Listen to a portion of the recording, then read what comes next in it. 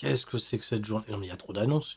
Oh là là, est-ce qu'on va réussir à caler tout ça dans le recap? Eh ben dis donc, on est parti! Dernier épisode de Monday Nitro avant ce week-end. Je le rappelle, le Royal Rumble qui se tiendra dans la nuit du samedi 27 au dimanche 28 janvier 2024 à suivre en exclusivité sur le WWE Network pour le direct et rediffusion le mardi suivant sur la chaîne AB1. C'est un joli cadeau. Et ce ne sera pas le seul premium live event que AB1 rediffusera en France, puisqu'il a même été annoncé que WrestleMania, ainsi que WWE Backlash à Lyon et d'autres pay-per-view historiques de WWE, je crois qu'il y a des anciens WrestleMania, le 25, le 30, le 35 si je me trompe pas, seront également proposés sur AB1. C'est bien, on commence par des belles nouvelles. Bon, et puis il y a l'excitation du Royal Rumble, même si je vais pas trop m'étendre, parce que vous le savez, il y aura le Sturistradamus, où j'en dirai un petit peu plus, ça tombera cette semaine, probablement jeudi. Comme d'habitude, à chaque récap, on fait également le point sur l'actu, et là justement, on a eu deux très grosses actualités qui sont tombées coup sur coup lundi et mardi. Je vais faire les choses dans le désordre, je vais commencer par celle du mardi, celle d'aujourd'hui. The Rock a été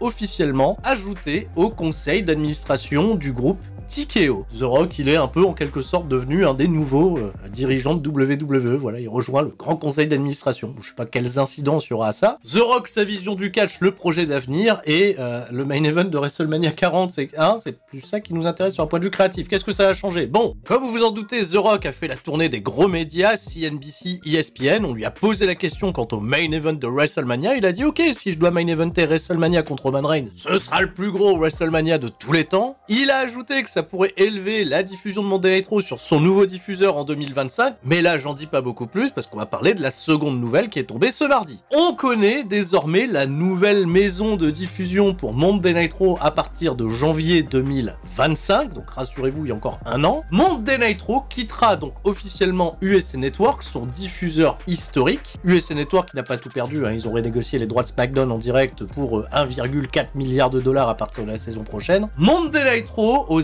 États-Unis, au Canada, dans les pays d'Amérique latine et aussi en Angleterre sera désormais exclusif à Netflix. Et ouais, ça y est. Et Netflix, ils récupèrent pas que ça, ils vont récupérer également une partie de la bibliothèque du WWE Network avec des rediffusions de la VOD d'anciens pay-per-view de WWE. La VOD aussi des programmes hebdomadaires, et là ça va inclure NXT SmackDown. Alors par rapport aux priorités en direct, ça n'a pas encore été expliqué, mais faut peut-être s'attendre à ce qu'il y ait des décalages de diffusion de 3 ou 4 semaines, comme c'est déjà le cas à l'heure actuelle sur Peacock. Je ne sais pas du tout si ce deal va complémenter Peacock ou pas, ou si le deal Peacock s'arrête, ou si ça continue. Est-ce que les États-Unis auront toujours l'intégralité du WWE Network sur Peacock? Tout ce que je peux vous dire pour le moment, c'est que ni la France, ni la Belgique, ni la Suisse, voilà, la plupart des gens qui suivent la chaîne n'est concerné par cette offre. Pour le moment, les diffusions, ça reste comme d'habitude AB1, tout ça, et on verra bien. C'est en effet un partenariat totalement historique parce que la plus grosse compagnie mondiale arrive sur une plateforme de VOD, peut-être la plus grosse plateforme de VOD disponible dans le monde entier. Un deal qui s'établit sur 10 années pour la modique somme de 5 milliards de dollars. 5 milliards de dollars. Souvenez-vous, WWE qui arrive sur Peacock, c'était 1 milliard de dollars pour 5 années. Là, on est à 5 milliards sur 10 ans, mais ça inclut Monday Nitro. Quand on sait que SmackDown a été évalué 1,4 milliard de dollars, si on ajoute ça au reste, c'est plutôt colossal, en vrai, c'est pas mal, hein. Je reviendrai là-dessus, évidemment, quand on aura plus d'informations, je pense, dans les mois à venir. Pour l'instant, comme je le dis encore, et je rassure tout le monde, ça ne change pas du tout ce qui se passe en France. Mais bon, on sait bien que les choses pourraient être amenées à évoluer avec le temps, donc patience, courage, force, Netflix and chill, voilà, Netflix and chill, c'est ça qu'ils disent, c'est voilà. Maintenant, ils font du catch. On passe à l'annonce de lundi. Lundi, on a eu la révélation de la cover de WWE 2K24 et il s'agit, roulement de tambour, Cody Rhodes sera sur l'affiche de l'édition standard de WWE 2K24. On a également une édition deluxe avec en couverture Bianca Belair et Rhea Ripley. Et histoire d'avoir une édition légendaire qui célébrera les 40 années de WrestleMania, quand je fais mes calculs, les 40 ans de WrestleMania, c'est l'année prochaine, pas cette année. Je sais que c'est un calcul qui rend fou, mais en fait, vous savez que j'ai raison. Il y aura une big édition des 40 années de WrestleMania avec plein de packs de luxe, etc. Alors, quelles sont les nouveautés, à part les quelques belles images qu'on a eu, un trailer plutôt convaincant, même si là, Stone Cold Steve Austin, tu me fais un petit peu peur. C'est quoi cette incrustation de visage, là? Oula, ça fait peur. Tous les modes de jeu présents en WWE 2K23 ne changent pas, et ça me rassure, parce que bien sûr, hein, le mode General Manager, qui, pour l'instant, il n'y a pas encore eu d'annonce, mais devrait pas beaucoup évoluer. Le multi, s'il vous plaît, le multi, on en a marre de jouer sur Parsec. Les nouveautés réclamées par plupart des fans sont pas véritablement des nouveautés parce que ça existait il y a longtemps, le spécial guest referee match. Ça y est, on va pouvoir enfin créer des catcheurs pour arbitrer nos combats. On va même pouvoir créer des arbitres. Et ça me fait peur. Le retour du casquette match, l'arrivée de l'ambulance match. Il y aura également le retour des gauntlet match et un mode showcase dédié à WrestleMania où on pourra jouer 21 des plus grandes affiches des 40 dernières années de WrestleMania. Évidemment, en temps voulu, les équipes de 2K vont communiquer sur les mises à jour du jeu. Il y aura de l'information qui tombera, c'est très sûr, au courant du mois de février. J'aurai aussi, rassurez-vous, quelques petites exclusivités à vous partager. La date de sortie, le 8 mars, pour la commercialisation globale du jeu, qui, je le rappelle, sortira sur PC, PS5, Xbox Series X, Xbox Series S, mais aussi, ça vous fera plaisir, encore sur PS4, c'est sur Xbox One. Voilà, ils n'ont pas oublié les anciennes générations. Et pour les éditions Deluxe et supérieures, il y aura un bonus de sortie anticipé de 3 jours, donc rendez-vous probablement aux alentours du 5 mars pour des diffusions de contenu sur ma chaîne, sur la chaîne secondaire, sur twitch.tv/Turi316. On a bien sûr hâte de découvrir tout ça et comptez sur moi. Voilà. Et oh tiens, en parlant de twitch.tv/Turi316, je vous fais une belle annonce. Et j'arrêterai là sur cette longue introduction qui n'en finit plus. Dans la soirée du Royal Rumble, le samedi 27 janvier 2024, à partir de 20h30, diffusion en exclusivité de manière unique du show Banger Zone Wrestling 9, qui s'était tenu le 29 octobre 2023 dernier à la salle Jacques Brel de Fâche-Tuménil, avec une affiche totalement dingue, Aigle Blanc contre Mike Bailey, des combats totalement fous avec Senza Volto, MBM, Joey Janela, Paul Robinson, Jacques Sornon, Jacob Vadok. Alors soyez présents, ça sera une diffusion unique, il n'y aura pas de replay VOD sur ma chaîne. Si vous voulez voir le show, vous pouvez toujours vous abonner au BZW+, où la VOD est déjà disponible pour à peine 15 balles par an, avec tout le contenu de BZW, et surtout, il s'en vient le 3 février, ça vous le savez, BZW10 avec Minoru Suzuki, qui récemment a été annoncé contre l'Aigle Blanc. Je suis totalement zinzin. Malheureusement pour certains, je vous annonce que le show est totalement sold out, il n'y a plus moyen de s'y rendre, il y a encore des places pour le fan pass qui se tiendra dans l'après-midi, mais surtout, si vous voulez avoir un petit aperçu de ce que BZW propose et ce que le catch français propose de mieux pour le show Rix BZW le 4 mai à Lyon, avant, je le rappelle, Backlash, il y aura cette grande fête du catch français pour à peine 20 balles, donc n'hésitez pas, prenez vos places. Ça sera l'occasion de vous faire un avis, je compte sur vous, ça sera une superbe manière d'anticiper un Royal Rumble totalement fou et de passer une soirée catchesque mémorable. Encore merci BZW, et cette intro était déjà très très longue, on est parti, générique! Et un et deux et seulement deux, pas besoin de plus pour être heureux. On se détend, on allume l'ordi, c'est l'heure de retrouver Spirit. Ça va causer de 619, de son pom de pedigree. Mais si comme moi t'as rien compris, t'es quand même le bienvenu. C'est ça le catch, de la passion et du fun. On se prépare pour le corps à corps, donc tout le monde reste fort. Alors, monde d'électro, il y a quoi? Oulala, il y a des annonces importantes. Déjà, il y a le face-à-face entre Cody Rhodes et CM Punk, qui va être teasé tout au long de l'émission, mais on va pas ouvrir avec ça. C'est Seth Rollins qui va ouvrir le show comme convenu, avec des annonces quant à sa santé actuelle, quant à son futur en tant que champion World Heavyweight. Seth Rollins, qui était initialement annoncé à distance, va nous faire l'honneur de sa présence physique. Il vient avec une grosse attelle au genou, mais il arrive à marcher. Gros accueil du public ici à la Nouvelle-Orléans. Seth Rollins nous révèle que la blessure est bien plus grave que prévu, donc c'est exactement ce qui avait été communiqué par les Dirt Sheets, déchirure du ligament antérieur, déchirement du ménisque, et Seth Rollins nous révèle que si il doit se faire opérer pour ça, il y en aurait pour 3 ou 4 mois d'absence, ce qu'il ferait manquer une fois de plus WrestleMania. On se rappelle, WrestleMania 32, on l'a toujours en travers de la gorge. Mais cependant, il y a un mais, et on va même pas savoir qu'est-ce qu'il y aura après le mais, puisque Gunther fait son arrivée, les membres d'Imperium. Qu'est-ce qui se passe? Gunther qui vient confronter Seth Rollins au micro, et il vient surtout le féliciter. Il lui dit, on est un peu similaires toi et moi. T'es un champion qui risque tout, qui défend son titre avec honneur et qui remporte ses combats vaillamment. Ça me rappelle beaucoup ce que moi j'accomplis en tant que champion intercontinental, ring général, tout ça. Alors Seth Rollins, attention, il a pas pu finir sa phrase et il a dit, que diable, ce qu'ils pensent les docteurs, à WrestleMania, je serai là. Alors je sais pas comment il va faire, où la blessure est peut-être moins grave que prévu. Mais même sur une jambe, etc., hors de question qu'il loupe le plus grand événement, peut-être de tous les temps. Et Gunther lui rétorque que c'est la marque d'un grand champion, que lui-même dans sa position, il aurait fait pareil. Mais en revanche, que les choses soient bien claires, Gunther ce samedi va remporter le Royal Rumble, il choisira Seth Rollins comme adversaire. Et histoire de pas faire les choses salement, il le prévient qu'il lui ciblera le genou, il lui ciblera le dos, il lui ciblera toutes les parties du corps qui lui font mal, et qu'il remportera ce championnat World Heavyweight que personne n'est capable d'aller lui chercher, comme personne n'a réussi à lui prendre le championnat intercontinental. Seth Rollins lui répond qu'il admet que Gunther il est plutôt honnête dans sa démarche, mais il sait pas du tout qui il prend en chasse, et Gunther répond à Seth Rollins que lui-même ne sait pas qui il a à ses trousses. Les mecs, en l'espace d'une promo, là, j'ai même plus envie de voir Punk contre Seth Rollins, je veux voir Gunther aller tabasser le genou de Seth Rollins. Qu'est-ce qui se passe? C'est un programme super, c'est excellent. Alors après, c'est très très bien fait parce que ça recrédibilise totalement la présence de Gunther au sein de ce Royal Rumble, et j'aime bien quand WWE fait ça, que le suspense se base pas uniquement sur Cody Rhodes et CM Punk qui sont les ultra favoris. Gunther, il arrive avec des très très solides arguments et c'est une affiche qui donne envie. Les deux hommes vont se séparer, Gunther il va rejoindre les membres d'Imperium, et les membres d'Imperium ils vont se faire attaquer par le New Day, comme ça va annoncer tout de suite après la pub le match entre le New Day d'un côté, Imperium de l'autre. Seth Rollins, on te souhaite le meilleur des rétablissements, mais fais pas trop le fou non plus. Giovanni Vinci, donc qui fait son retour de blessure, et Ludwig Kaiser ne vont pas réussir à se départager contre le New Day, Kofi Kingston et Xavier Woods. Grosse bagarre dans le ring, mais surtout grosse bagarre à l'extérieur du ring.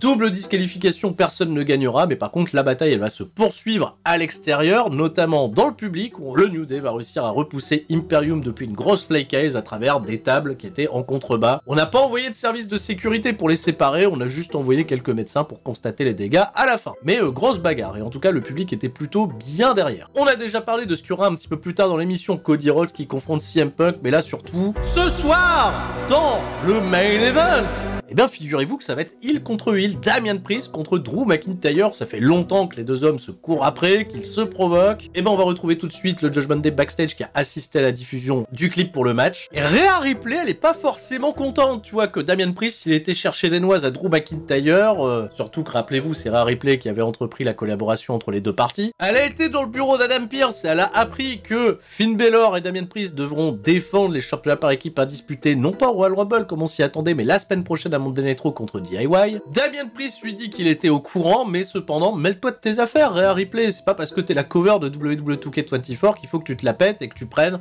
des airs de patronne, etc. Et on continue de teaser des graines sur un potentiel split entre Priest et Rhea Ripley. Priest, il insiste, il dit qu'il va aller affronter Drew McIntyre ce soir tout seul, et Rhea Ripley, comme elle voit Finn Balor se marrer, elle lui dit toi, je t'ai connu beaucoup plus agressif par le passé, là t'es un petit toutou, tu rigoles, je veux que t'accompagnes Dominic Mysterio et JD McDonagh pour le combat contre le Miz et que tu montres un côté plus vicieux de ta personne. Et Finn Balor, il fait ok, tu veux plus d'agressivité, très bien mamie, j'accepte. Oula, Finn Balor.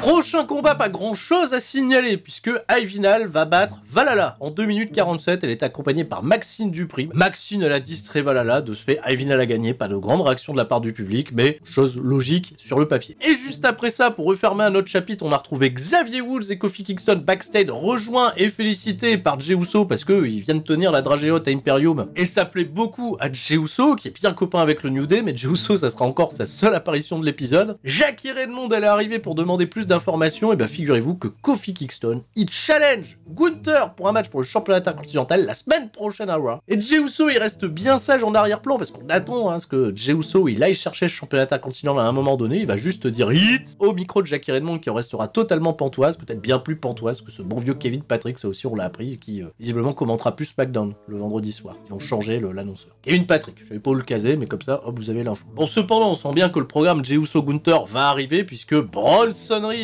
il va aussi intervenir plus tard dans l'émission pour challenger Jey Uso à un combat 1 contre 1. Et donc la route de WrestleMania commence déjà à se lancer avec un titre intercontinental vraiment au cœur des préoccupations. On va retrouver dans le ring, non pas pour catcher, mais juste pour parler, cette bonne vieille Nia Jax qui a écouté avec beaucoup d'attention les petits échanges entre Rhea Ripley et Becky Lynch la semaine dernière. Elle trouve totalement logique que Rhea Ripley, elle encourage Becky Lynch à gagner le Royal Rumble parce qu'elle a confiance en Rhea Ripley, elle bat très facilement Becky Lynch, mais par contre Nia Jax, non. Nia Jax, elle sait à quel point elle serait une menace pour tout le roster féminin, et elle compte bien remporter le Royal Rumble et venir terrasser Rhea Ripley une bonne fois pour toutes, qui plaît pas particulièrement ni au public, ni à Becky Lynch, qui débarque, qui dit ok Nia, c'est bon, mais ferme-la, c'est bon, t'as gagné un match, tu m'as battu il y a 2 semaines, alors là on va en entendre parler toute la vie. Je te rassure juste que tu t'es pas fait beaucoup d'amis dans les vestiaires depuis que t'es arrivé, et que tu auras une grosse cible sur le dos. Et je parle pas d'une grosse cible parce que t'es voilà, je reprends juste les termes de Becky Lynch. À la surprise générale, et c'était bien teasé je trouve, j'ai oublié d'en parler, Bayley est arrivée. Bayley, on l'avait entreaperçu avec les membres de Damage Control pendant la promo de Xavier Woods et de Kofi Kingston. Tout comme, et ça aussi j'ai oublié de le dire, on a aperçu Nikki Cross au loin sur le stage d'entrée pendant le match de Valhalla et de Ivy Nile. Bayley, elle va dire que quoi que vous vous raconter, c'est moi qui vais remporter le Royal Rumble cette année. Et puis elle finit même pas sa phrase, elle attaque directement Becky Lynch, Nia Jax s'en mêle, et Nia Jax c'est celle qui reste debout à la fin de ce segment. Voilà, elle aura même lancé Becky Lynch au-dessus de la 3e corde, et ben dis donc, ça fait un peu peur. Il risque quand même de se passer un gros truc dans ce Rumble féminin, où je le rappelle, il y a que très peu de participantes annoncées. Prochain combat, c'est le Miz qui affronte Dominic Mysterio, accompagné par JD McDonough et Finn Balor. À peine la cloche sonne, tout le monde réclame R-Truth. Et oui, R-Truth, il est où R-Truth? Il est là R-Truth. Et ben non, il y aura pas R-Truth. À l'issue d'un bon combat de 10 minutes, avec une bonne chimie, j'ai trouvé entre Dominic Mysterio et le Miz, Dominic Mysterio remporte la victoire grâce à une intervention extérieure de Finn Balor et JD McDonough. Et à peine le match remporté, Finn Balor il continue d'agresser le Miz. DIY fait le save un peu tard, et même le public réagit pas beaucoup au save de DIY parce que, bah oui quoi, les mecs, on voit bien, il y a des interventions pendant tout le combat, vous venez pas donner de backup au Miz, vous venez quand c'est trop tard, et j'ai l'impression que le public, tu vois, rentre pas dedans. C'est dommage, hein, le manque d'engouement, le manque d'investissement global derrière DIY, alors qu'en effet, c'est un des trucs les plus hot quand on repense à leur run incroyable du côté de NXT il y a longtemps. Je suis un peu triste, le train a l'air d'être totalement passé. Damien Priest au micro de Jackie Redmond, interviewé sur son futur combat contre Drew McIntyre. Il commence déjà par féliciter la performance de Dominic Mysterio et l'implication des Boys. Et avant de se tourner vers le sujet principal le concernant, Drew McIntyre, R-Truth débarque et R-Truth lui remet à nouveau une grosse caisse de billets parce qu'il a vendu plein de merchandising Tom et Nick Mysterio. Voilà, Tom et Nick, oui, ils ont fait le t-shirt évidemment. Priest il lui dit j'ai pas le temps, dégage, et R-Truth il dégage, il écoute beaucoup Damien Priest. Une fois qu'il peut revenir concentrer à l'interview, il va rappeler que Drew McIntyre, il a été en effet l'homme pendant toute la période du Covid, mais qu'il n'est plus à 100%. Il n'a pas été capable de battre ni Roman Reigns, ni Seth Rollins, ni Gunther. Et aussi Drew McIntyre, c'est une épine dans le pied puisqu'il l'empêche à chaque fois de faire un cash-in. Il va en payer le prix fort ce soir. Prochain combat qui a aussi été annoncé la semaine dernière, Ivar contre Chad Gable. Ça faisait longtemps qu'on n'a pas vu Chad Gable en action dans un combat 1 contre 1 avec Ivar, évidemment. C'est très bien, le match était super. Je vais même être honnête, ils l'auront laissé du temps, plus de 11 minutes, c'est le meilleur combat de la soirée. Non, on a tout, on a des incroyables power slam inversés de la part de Ivar, on a un public qui rentre dedans, des German suplex de Chad Gable incroyables. Et juste encore une fois, ce finish, très déçu que Chad Gable, qui était peut-être sur le point de porter son moonsault, a été interrompu et distrait par Valhalla qui s'est pointé, aucun membre d'Alpha Academy, de High Vidal, des Creed Brothers, personne pour faire le save. Et Ivar remporte le match de manière pas clean, et Ivar derrière, comme je dis, le programme n'élève personne, il n'y a personne qui s'annonce dans le Rumble. C'est de la grosse attente dans la mid-card jusqu'au point où tout le monde se sera affronté en 1v1 et qu'on recommencera un nouveau cycle parce que ça dure déjà depuis très longtemps. Après attention, c'est cool dans le ring, ça va.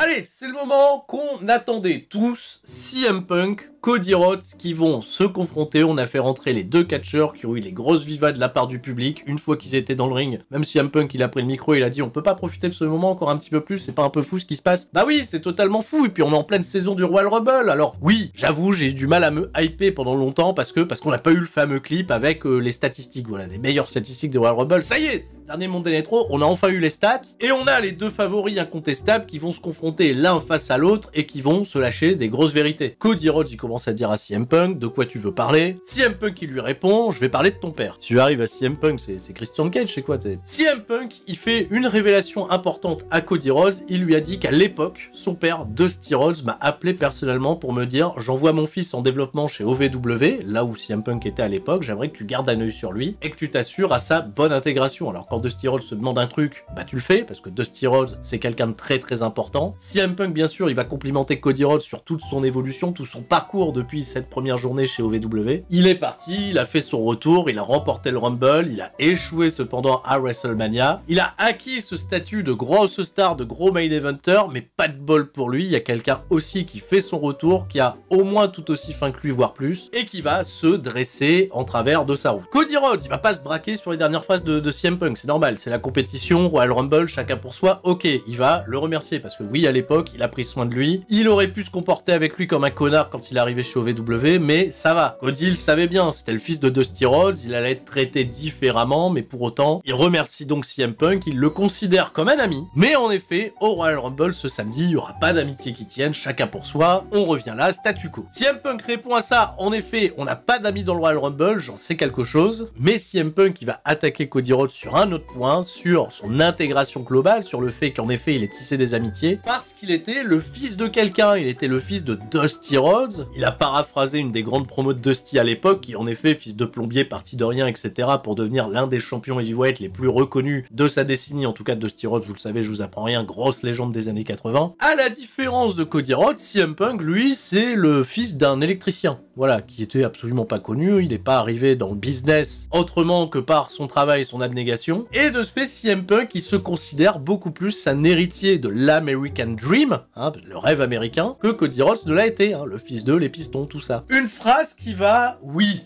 beaucoup piquer Cody Rhodes, qui va se retrouver très touché par ça, pas dans le bon sens du terme, mais qui aura de quoi répondre à CM Punk d'une incroyable manière, j'ai trouvé. Cody Rhodes va évoquer à CM Punk la pipe bombe de 2011, en lui disant que cette promo que tu avais fait il y a plus de 12 ans, elle a marqué toute une génération. Il y a probablement des gens qui sont devenus catcheurs suite à ta promo. C'est une promo qui a donné de l'espoir à plein de gens de se dire « Eh, les choses peuvent bouger, pas seulement qu'à la WWE », et quand CM Punk il a évoqué le fait de se barrer avec le titre, pourquoi pas, chez Ring of Honor au New Japan, ben au final, CM Punk, il l'a pas fait, quoi. Hein, il est revenu bosser 15 jours plus tard à la WWE, et quand il a claqué la porte en 2014, il s'est pas occupé de savoir si la torche avait été passée ou pas, il a rien fait pour le milieu, il est revenu pour prendre son gros chèque, sa fame et tout ça, alors que Cody Rhodes, quand lui s'est barré en repensant au mot de CM Punk, lui, il a accompli toutes ces choses-là. Il a remporté des titres importants chez New Japan. Il a été champion du monde de Ring of Honor. Il est revenu à la WWE. Et en ça, Cody Rhodes se dit, je me sens un peu plus CM Punk que toi, si tu vois ce que je veux dire.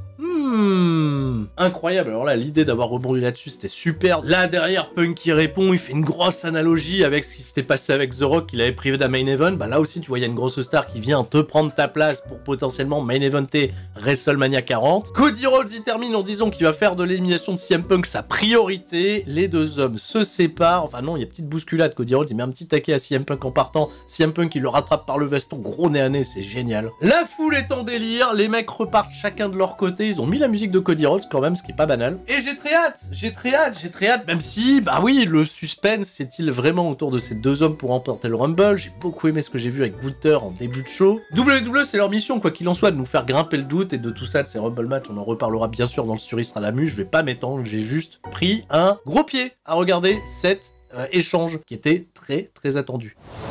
Allez, faut faire retomber la pression après un aussi grand segment. Pas de bol pour elle, hein. Ils vont envoyer le match par équipe féminin entre Shayna Baszler et Zoey Stark contre Candice LeRae et Indy Hartwell. Un combat qui a été remporté par Shayna Baszler et Zoey Stark. Elles ont derrière été confrontées par les championnes Kaylin Carter et Katana Chance pour un gros face-off et sont arrivées de nulle part, Kairi Sane et Asuka pour attaquer les championnes. Baszler et Stark, elles s'en sont pas mêlées et le match de championnat, je le rappelle, entre les Kabuki Warriors et les championnes en titre, ça sera ce vendredi lors de l'épisode de SmackDown et il y a très peu de chances que je fasse un SmackDown Recap. Il y aura peut-être un SmackDown Recap. Il y aura un SmackDown Recap, voilà, vous le savez maintenant. Il y a eu un truc avant ça aussi, et c'était pas banal, un clip présentant les 40 années du premier règne de Monsieur Hulk Hogan. En fait, les 40 ans de la prise de titre de Hulk Hogan contre l'Iron Sheik au Madison Square Garden. Et Hulk Hogan, on lui a fait enregistrer quelques mots, voilà, il est content, la Hulkamania, elle se poursuit, même à travers nos générations actuelles. Quand il voit Roman Reigns, il voit la Hulkamania. Ah oui, bon, il faut le croire. Quand il voit Cody Rhodes, c'est l'Amérique, c'est la Hulkamania. Il met même un petit mot pour dire qu'il y a des favoris pour le Rumble comme CM Punk. Alors putain, Hulk Hogan qui cite CM Punk, là aussi c'est pas banal. Mais surtout, notre con Hogan, il nous dit, qui sait ce qui peut se passer au Royal Rumble, j'ai peut-être encore un match en... Quoi? Un match en moi? Non, fais-moi pas la Spirou de légende. Non, pas ça, pas Hulk Hogan au Royal Rumble. Arrêtez de déconner, enfin. Bon, on peut le passer au-dessus des cordes, il peut aussi. Bon, il y a pas beaucoup de risques, c'est un Rumble. Il passe au-dessus des cordes, Hogan. C'est une surprise, ou le fait de nous l'annoncer, c'est plus une surprise? Ah bah on n'est pas prêt avec tous ces conneries, ça se trouve s'il peut pas passer au-dessus des cordes, c'est lui qui va le gagner le Rumble et qui va affronter Roman Reigns. Tiens, bah, ah. Sinon Drew McIntyre, lui aussi au micro de Jackie Redmond, il a répondu aux provocations de Damien Priest. C'est une étape, mais l'objectif reste toujours le même, remporter le Royal Rumble, aller main eventer WrestleMania, terminer son histoire à lui aussi. Mais il aime pas ce terme, là, finir l'histoire, il en a marre que les gens utilisent ça n'importe comment. Lui, il rappelle qu'il est le Chosen One, qu'il est l'élu, il y a qu'une personne qui va finir vos conneries d'histoire. Il aime pas finir l'histoire. Et après ça, backstage, il y a Adam Pearce qui doit se mêler d'une confrontation entre Damage Control et Natalia et Tegan Nox. Voilà, comme ça on les a vus. Adam Pearce il dit calmez-vous, gardez votre énergie pour le Royal Rumble. Bon, ça veut dire qu'elles vont toutes être dans le Royal Rumble. Il va engueuler Bayley qui avait rien à faire à Monday Nitro, mais pour ça Bayley elle lui dit bah t'as qu'à discuter avec Nick Aldis de tout ce truc là, de tout ce merdier. Tout le monde finit par se barrer. Le pauvre Adam Pearce cette fois-ci il est interrompu par Veer Sangha et Jinder Mahal. Jinder Mahal il veut parler à Adam Pearce, c'est très urgent. Adam Pearce il fait ok on se va dans mon bureau. Le mec il va encore me parler de The Rock. qu'il a blessé Seth Rollins, ça là. On saura finalement pas ce que veut Jinder Mahal, mais Adam Pearce, comme d'habitude, il lui faudra un verre avant de passer à autre chose. Et... Allez, le main event, Drew McIntyre contre Damian Priest. Le combat de catch très bien, même si j'ai trouvé un peu court. 13 minutes de match, publicité comprise. Il y avait peut-être une autre histoire à raconter que de faire intervenir R-Truth. Alors oui, je suis le premier à dire que j'adore l'histoire d'R-Truth avec le Judgment Day, mais R-Truth, il va coûter la victoire à Damian Priest. Alors il y a eu un petit suspense créé par rapport à ça, et c'était plutôt bien. R-Truth qui a voulu aider Damian Priest. Damian Priest, il lui a dit « Je veux pas de toi, casse-toi. Ah, tu veux que j'aille te chercher ton Money in the Bank pour intervenir ?» Et le con d'R-Truth, à un moment donné, il distrait l'arbitre pendant que Damian Priest il a porté son finish, il fait le tomber, il y a personne pour compter. Le temps de se relever, il engueule la trousse, il se prend un Claymore Kick, R-Truth lui il se fait balancer à l'extérieur du ring. Drew McIntyre remporte la victoire. C'est super bien parce que la scène avec les billets dans le ring et tout, parce qu'il y a forcément les commissions, toutes ces conneries là. Ok, c'est bien, mais terminé. Ainsi, le gros chapitre Drew McIntyre, Damian Priest, c'était un peu étonnant. Bon, il y aura forcément des pistes exploitées pour R-Truth, le Judgment Day, Rhea Ripley, tout ça. C'est tout pour moi pour ce long épisode de Monday Night Raw Recap. Pour toutes les grosses informations dont on a parlé en début de vidéo, on se retrouvera bien sûr sur twitch.tv/Tuerie316 pour en parler. D'ailleurs, je vous annonce également, voilà, je l'ai gardé pour la fin pour pas trop blinder, on simulera les 2 Royal Rumble masculin et féminin sur twitch.tv/Tuerie316 demain soir à partir de 20h, donc ce mercredi. À partir de 20h, par contre, ce sera peut-être 21h, je sais pas, ça va dépendre du temps de préparation. Rediffusé sur la chaîne principale pour les deux chaînes principales, hein, c'est la semaine du Royal Rumble. Je vous rappelle Bodyzone Wrestling 9 diffusé sur twitch.tv/Tuerie316 ce samedi à 20h30, soyez là. Le live react du Royal Rumble, écoutez, on est parti pour vivre une semaine totalement folle. Je vous fais des gros bisous à tous et tout le monde. Reste fort, c'était Sturie, ciao, bye bye.